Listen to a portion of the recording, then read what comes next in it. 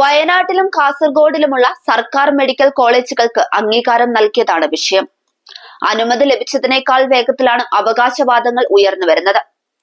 വയനാട്ടിലെ medical college ലഭിക്കാൻ തന്റെ സഹോദരൻ രാഹുൽ ഗാന്ധി തുടങ്ങിവെച്ച പരിശ്രമം താൻ പൂർത്തിയാക്കിയെന്നാണ് വയനാട് MP പ്രിയങ്ക ഗാന്ധിയുടെ അവകാശവാദം. ഇതിന് കോൺഗ്രസുകാർ സമൂഹ മാധ്യമങ്ങളിൽ വൻ പ്രചരണമാണ് അഴിച്ചുവിടുന്നത്. വാസ്തവത്തിൽ വിജയിച്ച ശേഷം വയനാട്ടുകാർക്ക് കണ്ടുകിട്ടാൻ ബുദ്ധിമുട്ടുള്ള MP ആയിരുന്നു പ്രിയങ്ക. പ്രിയങ്ക വയനാട്ടിലെത്താത്തതിൽ കൂടെ നാട്ടുകാർ അമർഷം പ്രകടിപ്പിക്കാറുമുണ്ട്. അതിനിടയിലാണ് താൻ വയനാട്ടിൽ മെഡിക്കൽ കോളേജ് കൊണ്ടുവന്നു എന്ന് പ്രിയങ്ക അവകാശവാദം ഉന്നയിച്ച് രംഗത്തെത്തിയത്. ഭാഗ്യത്തിന് കാസർകോട്ടെ MP രാജ്മോഹൻ ഉണ്ണിത്താൻ ഇതുവരെ കാസർകോട്ടെ മെഡിക്കൽ കോളേജിന് ക്രെഡിറ്റ് അവകാശപ്പെട്ട് എത്തിയിട്ടില്ല. നാളെയോ മറ്റന്നാളോ എത്തുമെന്ന് തള്ളിക്കളയാനും പറ്റില്ല.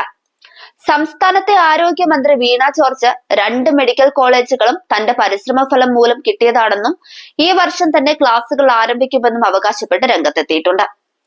വയനാട്ടിലെ പൗരന്മാരുടെ ആരോഗ്യ സംരക്ഷണം ഉറപ്പാക്കുന്നതിനു വേണ്ടി ഞങ്ങളെ കേട്ടതിനും നടപടി സ്വീകരിച്ചതിനും എല്ലാവർക്കും നന്ദി പറഞ്ഞുകൊണ്ടാണ് പ്രിയങ്ക ഗാന്ധി ഫേസ്ബുക്ക് പോസ്റ്റ് പങ്കുവച്ചത്.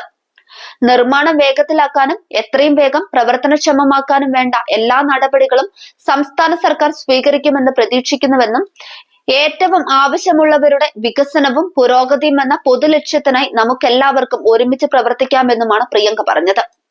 ഈ ഒരു നിമിഷത്തിനായി വളരെ കാലമായി കാത്തിരിക്കുകയായിരുന്ന എന്റെ എല്ലാ സഹോദരങ്ങൾക്കും അഭിനന്ദനങ്ങളെന്നും പ്രിയങ്ക ഗാന്ധി ഫേസ്ബുക്കിൽ കുറിച്ചു. അതേസമയം പ്രിയങ്ക ഗാന്ധി MPയെ 8 കാലി മമ്മൂഞ്ഞാക്കിയിരിക്കുകയാണ് K റഫീഖ്. 2025 ജനുവരി 18 സംസ്ഥാന സർക്കാർ നൽകിയ കത്തുപ്രകാരം ജൂൺ 23 നാഷണൽ മെഡിക്കൽ കമ്മീഷന്റെ വിദഗ്ധ സംഘം വയനാട് മെഡിക്കൽ കോളേജിന്റെ അടിസ്ഥാന സൗകര്യങ്ങൾ വിശദമായി പരിശോധിച്ചിരുന്നു. ഇതിനിടയിൽ വയനാട് മെഡിക്കൽ കോളേജിൽ MBBS കോഴ്സ് പുതിയ അധ്യയന വർഷം തുടങ്ങുന്നതിനായുള്ള ഭൗതിക സാഹചര്യങ്ങൾ ഒരുക്കുന്നതിന് കേരള സ്റ്റേറ്റ് മെഡിക്കൽ കൗൺസിലിന്റെ ഫണ്ടിൽ നിന്നും 10 കോടി രൂപ അനുവദിച്ച് സർക്കാർ ഉത്തരവിറക്കുകയും ചെയ്തു. ഈ നിലയിൽ സർക്കാർ നടത്തിയ ഇടപെടലുകളുടെ ഭാഗമായാണ് national medical commission Wayanad medical college ആശുപത്രി സന്ദർശിക്കുകയും തൃപ്തികരമായ ഭൗതിക സാഹചര്യങ്ങൾ ഉണ്ടെന്ന് ബോധ്യപ്പെട്ടതിന്റെ അടിസ്ഥാനത്തിൽ ഈ വർഷം മെഡിക്കൽ വിദ്യാർത്ഥികളെ പ്രവേശിപ്പിക്കാൻ കഴിയുന്ന നിലയിൽ MBBS കോഴ്സിന് അനുമതി നൽകുകയും ചെയ്തത്. ചുരുക്കി പറഞ്ഞാൽ സംസ്ഥാന സർക്കാരാണ് അനുമതി നൽകിയതെന്ന് വ്യക്തം. ഈ നടപടികൾക്ക് മുമ്പായി കേരള യൂണിവേഴ്സിറ്റി ഓഫ് ഹെൽത്ത് സയൻസിന്റെ consent of affiliation Wayanad medical കോളേജിന് ലഭിച്ചിരുന്നു.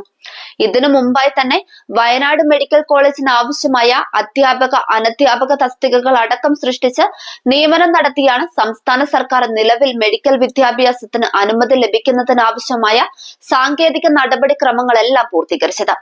ഏറ്റവും ഒടുവിൽ നാഷണൽ മെഡിക്കൽ കമ്മീഷന്റെ വിദഗ്ധ സംഘം വയനാട് മെഡിക്കൽ കോളേജ് സന്ദർശിച്ചപ്പോൾ ആശുപത്രി വികസന സമിതി അടക്കം നടത്തിയ ഇടപെടലുകൾ എടുത്തു പറയേണ്ട കാര്യമാണ്.